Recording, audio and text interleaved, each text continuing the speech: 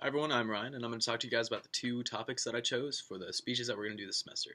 For the informative speech, I chose a professional athlete, and with that being said, my prop is an American football. Um, the general purpose is to inform.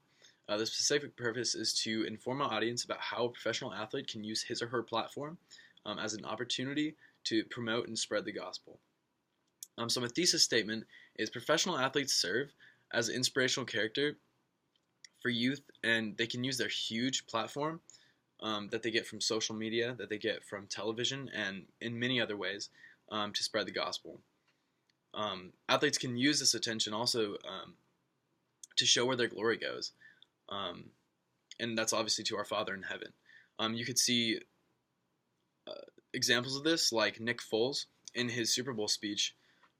He actually mentioned that all the glory goes to God our Father.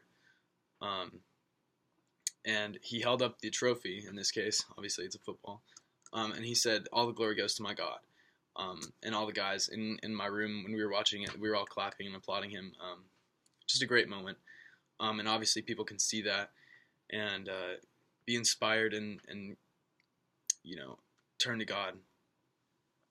So for the persuasive topic, I chose the lack of human interaction due to technology. And my general purpose is to persuade. My specific purpose is to persuade my audience that cellular devices such as this right here um, tend to distract humans into not communicating.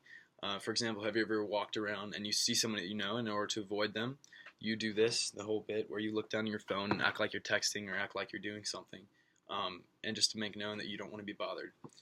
So my thesis statement is the lack of human interaction can be fixed by simply putting away your phone and just making that initiative and going out and trying to talk to somebody. Because it only takes one person. You can awkwardly force someone into talking to them, and it'll happen. Even with my prop here, you can go out, take a football out. Maybe we have this place called the Hub where you can interact with people on the hill. You take out a football, say, "Hey man, you want to come toss around the football?" And they'll be like, "You know what, sure." And then they'll say no, which kind of sucks, but 9 times out of 10 they'll say yes, sure. And you could toss around with them, start talking to them, and plus it makes you a little bit more active. So why I chose these topics. In high school, I played football, and I was extremely inspired by legends such as Calvin Johnson, who was a receiver for the Detroit Lions, and Barry Sanders, who was a running back way back in the day for also the Detroit Lions. I would watch him on YouTube, and I would be just really inspired to play because he was 5'9", he was very small, and I was small when I was in high school, so I just decided, hey, you know what, if he could do it, I could do it. I also chose professional athletes because they have a huge opportunity to spread the kingdom of God, obviously, like I said earlier, by promoting the gospel. Why I chose the lack of communication topic, and I believe that lack of communication is slowly destroying our youth and just making a generation of lazy, non-communicative people.